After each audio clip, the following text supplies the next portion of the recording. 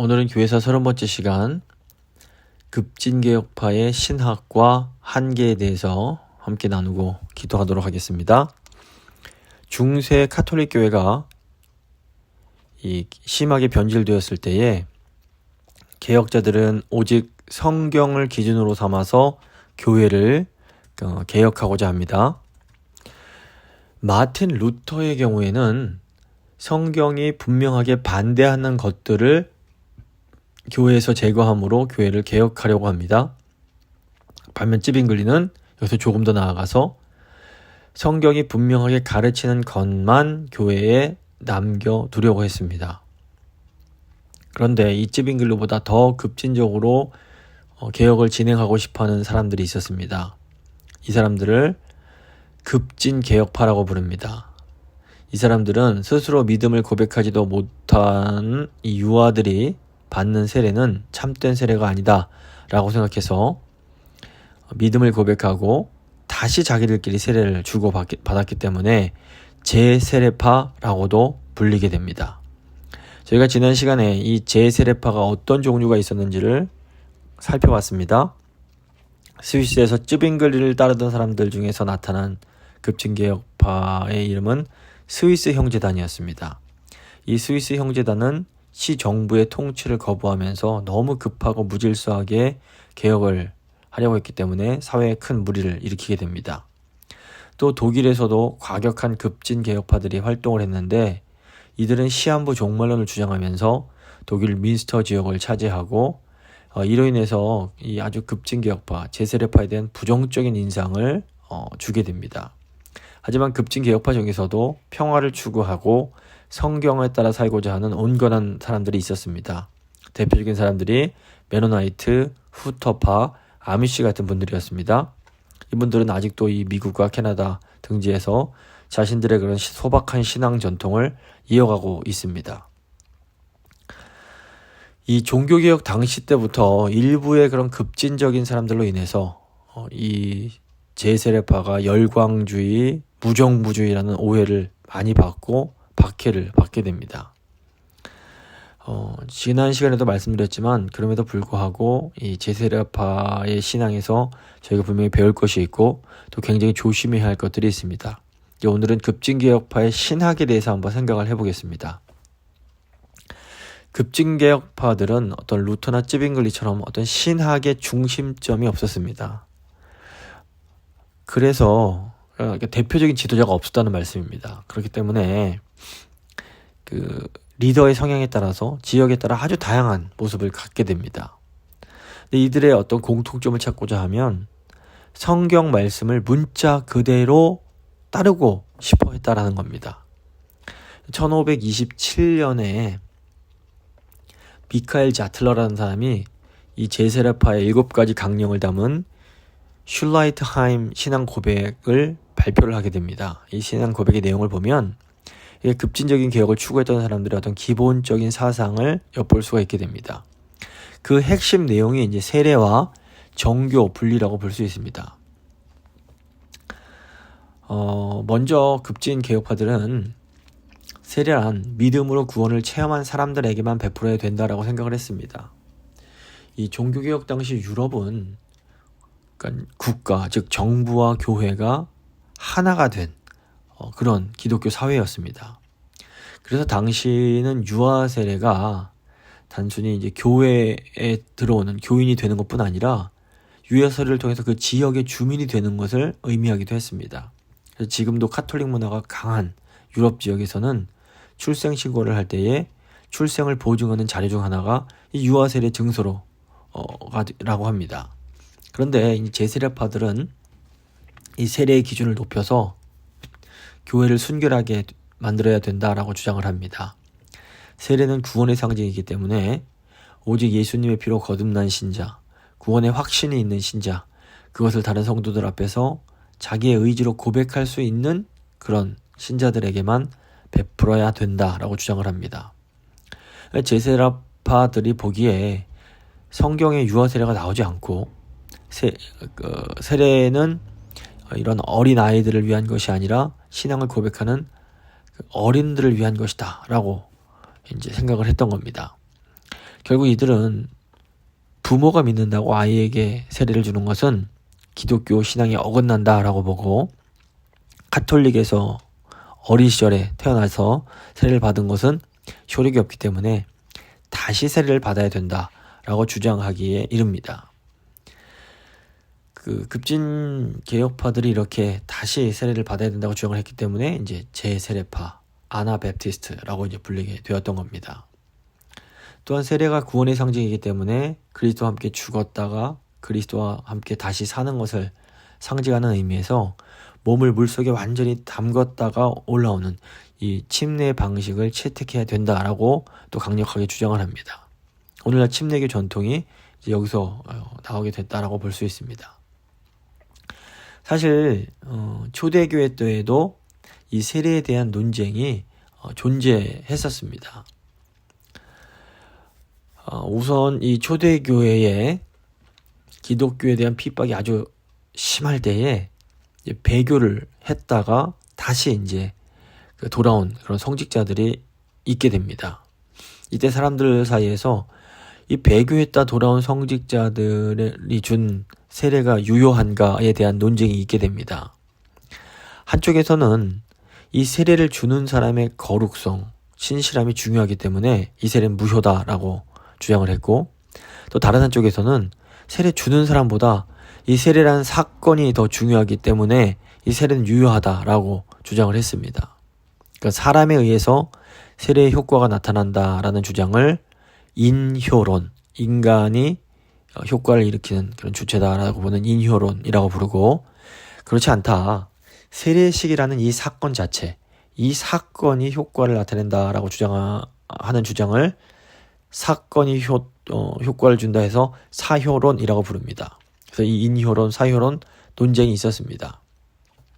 이때 이제 초대 교부인 어거스틴은 이 세례는 집례자가 주는 것이 아니라 삼위 하나님께서 주시는 것이다 라고 하면서 어떤 의미에서 사효론의 손을 들어주게 됩니다.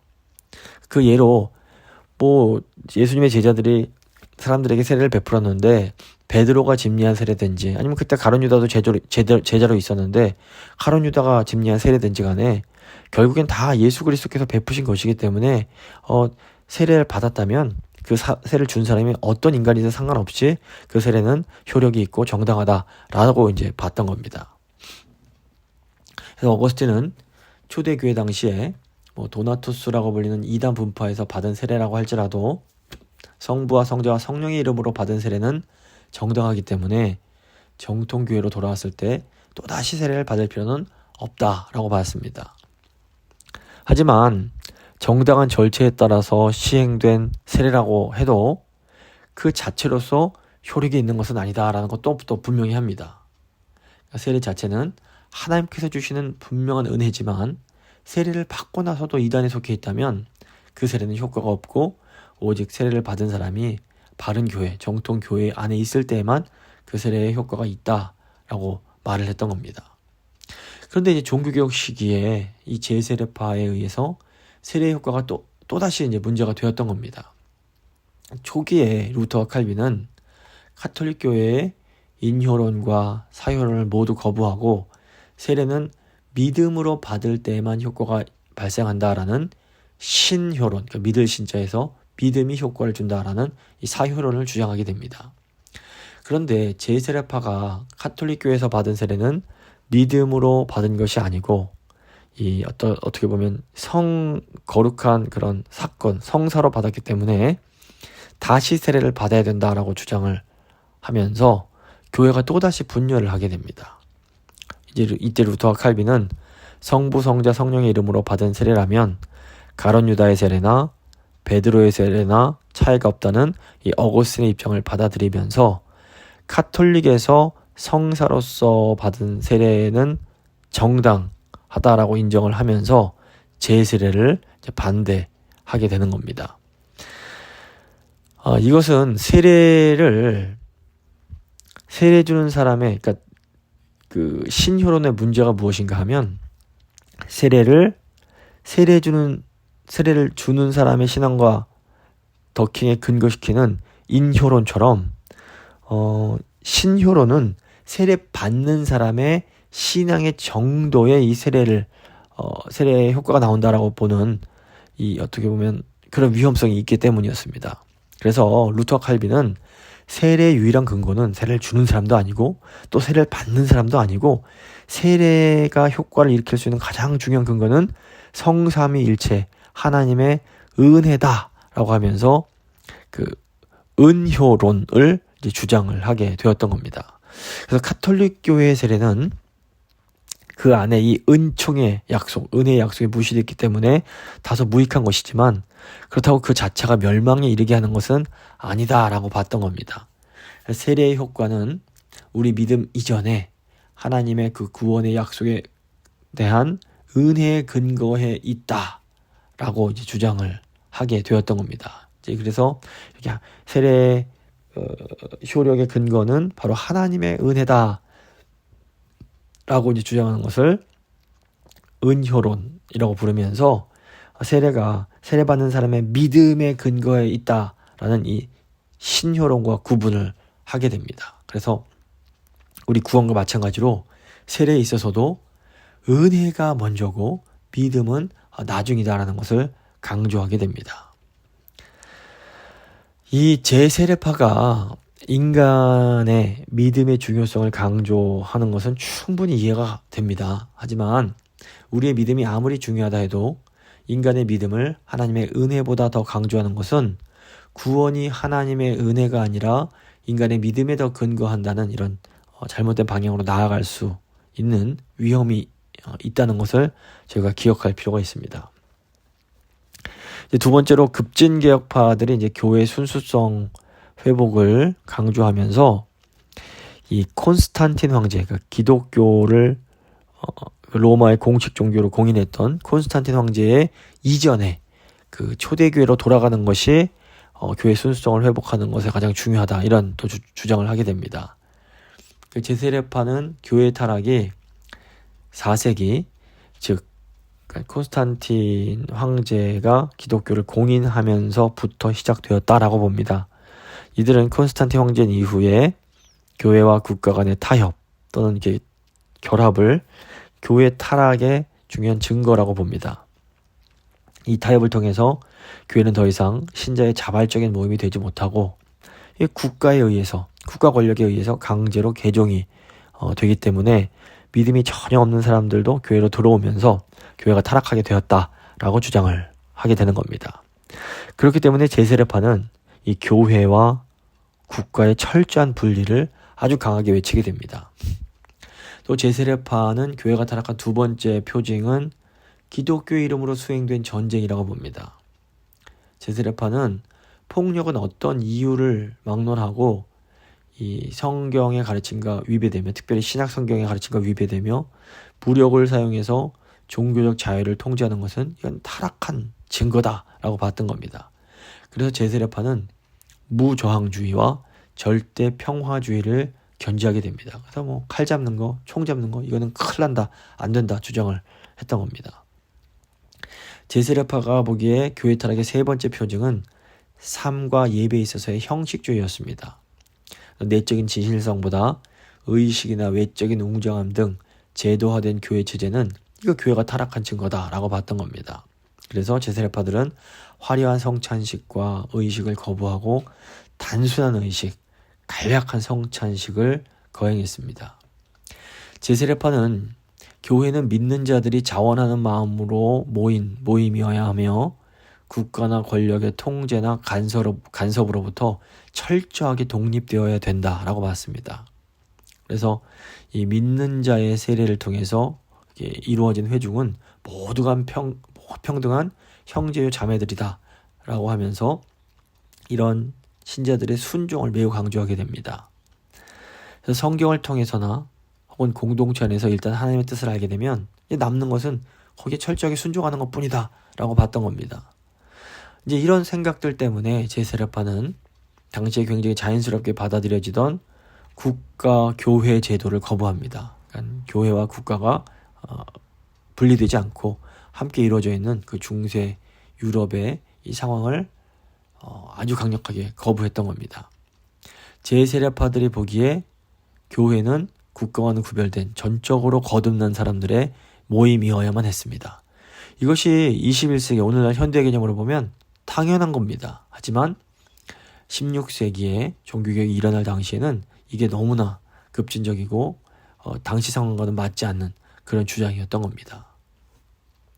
제세례파는 국가는 이 세상 나라에 속한 것이기에 하나님 나라에 속한 교회는 이 세상과 분리되어야 된다 주장했습니다.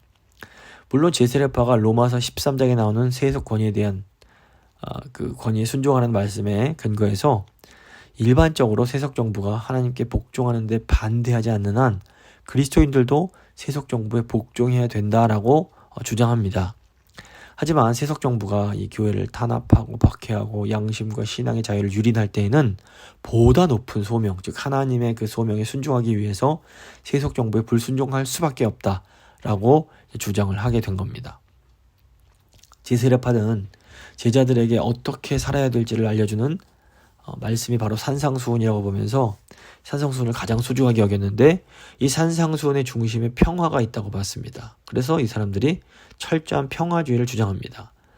그래서 칼로 일어선 자는 칼로 망한다라는 예수님 말씀을 받아들여서 모든 폭력에 반대를 합니다. 근데 이제 중세 지나고 16세기만 돼도 전쟁이 17세기까지 전쟁이 엄청나게 많이 일어나던 시기인데 이 군대 징집에 반대하고 전쟁 자체를 반대하는 것 자체가 당시로서는 너무 말도 안 되게 급진적인 일이었습니다. 또 이들은 교회와 국가가 완전히 분리되고 교회와 세속사회가 완전히 단절되어야 된다라고 믿었기 때문에 신자는 어떤 그 세속 정부에서 일하는 공직에도 절대로 나설 수 없다라고 주장을 하게 됩니다. 완전히 이제 분리를 외쳤던 겁니다.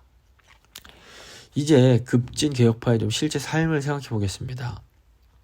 제세례파들은 중생한 사람만이 신자의 세례를 통해서 교회 회원이 되고 이 회원이 된 사람은 이제 철저하게 말씀에 복종하여 제자 되어야 된다라는 것을 강조합니다.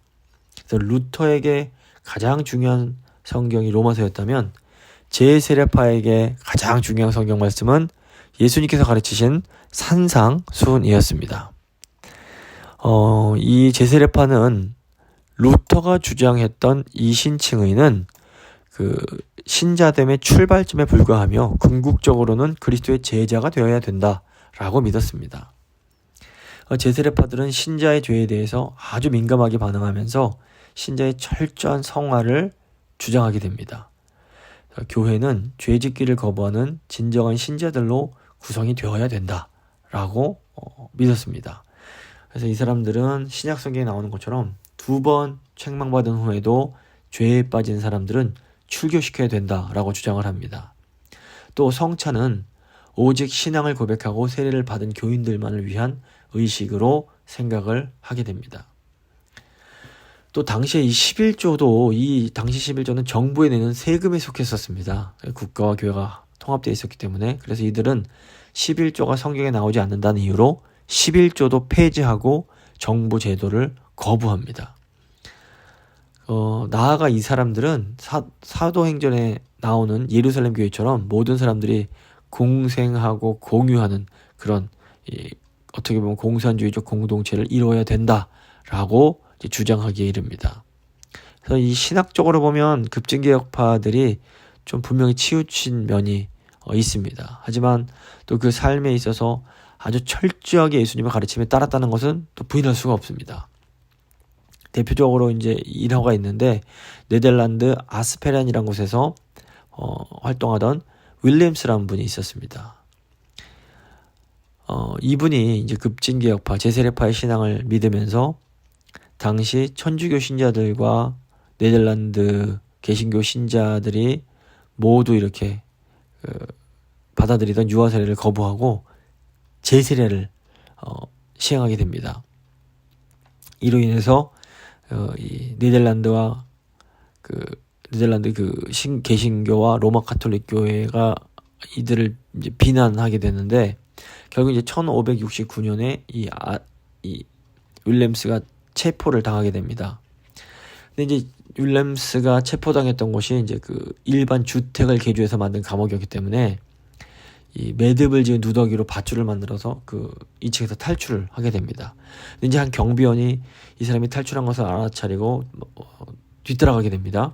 윌리엄스가 이 교도소에서 잘 먹지 못했기 때문에 몸무게가 가벼워져서 당시 이제 겨울에 그 얇게 얼어붙은 연못에 그 사람은 통과를 할 수가 있었습니다. 그런데 이제 윌리엄스를 추적하던 경비원은 몸무게가 좀 많이 나갔는지 이 얼음이 갈라지면서 그 안으로 빠져버려서 살려달라고 외치게 됩니다. 이 소리를 들은 윌리엄스가 도망치다 말고 자신을 추격하던 이 사람의 생명을 구해주기 위해서 다시 돌아와서 그 사람을 구해주고 붙잡히게 되는 겁니다. 결국 이 윌리엄스가 화형에 처해지고 모든 재산이 다 몰수되는 아주 그런 벌을 받게 되는데, 화형을 당하던 당시 윌리엄스가 너무 고통스러워서 70번이나 주여 나의 하나님을 외쳤다라고 전해지고 있습니다. 이 근처에서 이 고통스러운 소리를 듣는 이 보석성이 너무 괴로워서 사형 집행관에게 빨리 저 사람을 저렇게 그냥 살려두지 말고 빨리 저 죽여서 저 고통을 끊어달라고 부탁을 했을 정도라고 합니다. 하지만 이 윌리엄스는 끝까지 예수님을 따라가겠다는 이 믿음을 가지고 자신의 그 믿음대로 행하면서 순교를 하게 됩니다. 이렇게 이 제세례파 성도들이 아주 정말 자기 믿는 바를 아주 끝까지 신실하게 지키면서 이제 살았던 것을 저희가 볼 수 있습니다. 저희 이제 마지막으로 급진개혁파의 한계를 좀 생각해 보겠습니다. 찌빙글리가 지적했던 제세례파의 가장 큰 문제는 성경을 보는 관점이었습니다.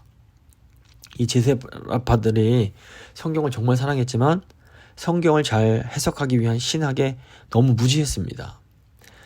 예를 들어서 이 제세례파는 성경에 적힌 그대로 사람이 죽으면 영혼이 근부에서 잠을 잔다, 이런 주장을 했습니다. 이게 왜 그러냐면 성경에서 이제 그 구약을 보면 잠들다란 표현이 나오기 때문입니다. 그런데 찌빙글리가 볼 때는, 찌빙글리는 이제 히브리어를 잘 알았는데 히브리어에서는 잠들다와 죽는다는 것이 같은 의미다 라는 것을 알고 있었는데, 제세례파는 그걸 모르니까 문자 그대로 잠들다는 표현을 진짜로 잔다고 이해를 했던 겁니다.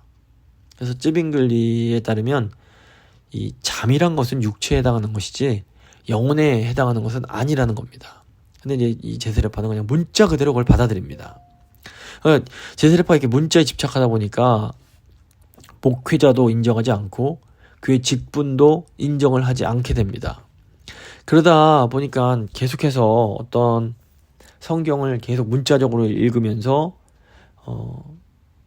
그 성경에 있는 풍성한 그런 의미들을 온전히 깨닫지 못하게 됩니다. 성경을 너무 문자적으로 읽다 보면 특별히 구약과 신약이 조화를 이루지 못하고 통일성이 깨지게 됩니다. 제세례파는 문자적으로 해석을 하는 것이 성령에 의한 해석이라고 생각을 했습니다. 그 결과 성경을 너무 자기들 멋대로 자의적으로 보면서 결국 이제 신구약이고 균형이 해석할 수 있는 균형이 깨져버리게 됩니다. 이분들이 하나님 말씀을 말씀대로 이렇게 순종하고자 하는 마음은 너무너무 귀한 겁니다. 그런데 성경을 너무 단순화시켜서 이 구약과 신약을 통일시켜주는 그 연속성까지도 볼 수가 없게 되는 겁니다. 대표적인 게 이제 언약 사상을 부정하는 건데, 이 언약이란 개념이 없으면 구약의 언약 백성인 이스라엘 백성들과 신약의 언약 백성인 그리스도인들과 이게 서로 아무 상관이 없게 됩니다. 그래서 이스라엘 백성들이 받았던 할례와 신약의 언약 백성인 그리스도인들이 받는 세례가 서로 전혀 상관없는 것이 되어버리는 겁니다. 이 언약 개념이 없으면 이 두 행위가 서로 어떤 연결점이 있는지 전혀 이해를 할 수가 없는 겁니다. 사실 제세례파가 유아세례를 반대했던 이유도 이 때문입니다. 제세례파는 유아세례를 교황이 만든 것으로 생각을 하고 반대를 했는데, 사실상 이건 또 교회 역사를 보면 유아세례는 교황 제도가 생기기 이전부터 교회에 쭉 이어져 내려오던 전통이었던 겁니다. 이 제세례파는 세례가 구원의 외적인 증거일 뿐 아니라 언약의 표지라는 것을 캐치하지 못했던 겁니다. 성경에 대해서 너무 무지하다 보니까 이 성령에 대해서 또 잘못 이해할 수밖에 없었고, 아무 질서 없이 열정으로만 교회를 이끌어가게 되면서 어떤 광신도적인 그런 또 현상을 또 드러내기도 합니다. 제세례파가 단순하게 이제 예수님께서 칼로 일어선 자는 칼로 망한다 말씀 때문에 정부의 관여에서 일하는 것도 칼 드는 것이다 이렇게 또 받아들입니다. 그래서 제세례파는 신자들은 절대로 공무원도 될 수 없게 만듭니다. 제세례파는 목회자가 당시 정부로부터 사례를 받거나, 왜냐면 그 당시 정부와 교회가 하나였기 때문에 지금도 이 루터파 교회에서는 그 정부로부터 그 국가가 이 목회자들에게 이 사례비를 주게 되어 있습니다. 근데 이 제세례파는 목회자가 정부로부터 사례를 받거나 또는 정부의 세금을 내는 것도 부정한 것이고, 나아가 개인의 사유재산도 다 폐지되어야 된다고 아주 강력하게 주장을 하게 됩니다. 이 제세례파는 또 무엇보다 역사에 대한 이해가 부족했습니다. 그래서 이 제세례파는 성경에 대한 해석 자체도 교회의 역사 속에서 발전되어 왔다는 것을 깨닫지를 못합니다. 그래서 제세례파는 자기들이 가장 순수하고 가장 바르게 성경을 해석한다라고 믿었습니다. 이제 이것이 바로 이제 순수주의적 신앙을 가진 사람들이 빠지기 굉장히 쉬운 오류입니다. 말씀을 좀 마무리해 보도록 하겠습니다. 세상에서 제일 무서운 사람이 딱 책 한 권만 읽은 사람이란 말이 있습니다. 요즘에도 보면 어떤 한 가지에 빠져서 그것이 마치 전부인 양 생각하는 분들이 종종 있습니다. 근데 이렇게 전체를 보지 못하고 한 부분만 강조하는 것은 오늘 말씀에서 본 것처럼 극단적인 모습이며, 하나님을 경외하는 자는 이런 극단적인 모습을 피해야 되는 것을 간구하는 것입니다. 그래서 이 한 부분만 붙잡고 강조하는 것은 미숙한 신앙의 특징이라고 볼 수 있습니다. 신앙이 어릴 때는 자신이 했던 경험이 가장 중요한 것처럼 느껴질 수 있습니다.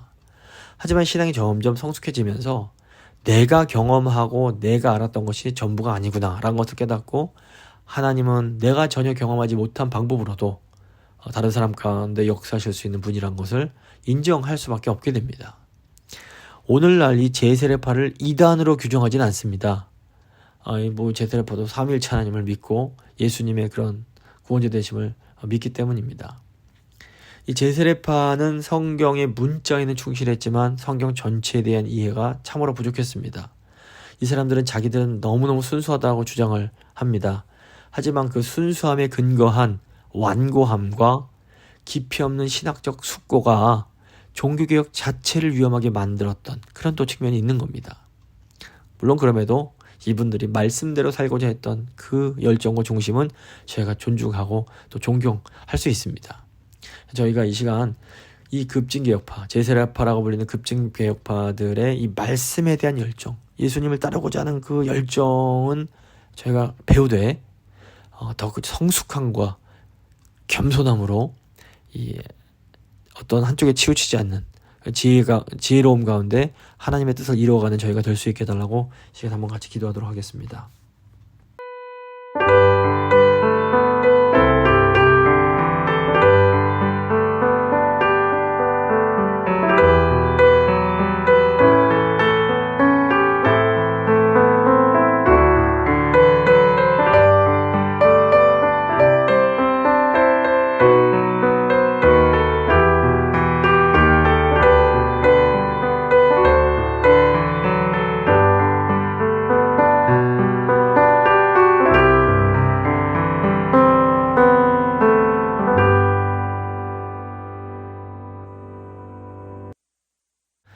살아계신 하나님, 오늘 이 제세례파의 신학과 삶을 통해서 이분들이 참으로 주님을 사랑했고 말씀대로 살고자 하는 열정이 뜨거웠음을 다시 한번 보고 마음이 숙연해집니다.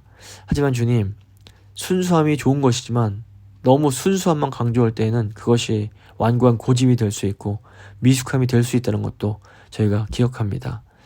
주님, 저희가 이 주님을 향한 뜨거운 열정과 순수함은 지키되 더 성숙하고 더 지혜로운 모습으로 한 개만 취하고 다른 것을 버리는 것이 아니라 지혜롭게 양쪽을 다 취할 수 있는 하나님을 경외하는 자들로서 이 땅을 살아갈 수 있도록, 그래서 하나님의 뜻을 이루어갈 수 있도록 주님 저희를 붙들어 주시옵소서. 모든 지혜에 뛰어나신 우리 주 예수 그리스도의 이름으로 기도드립니다. 아멘.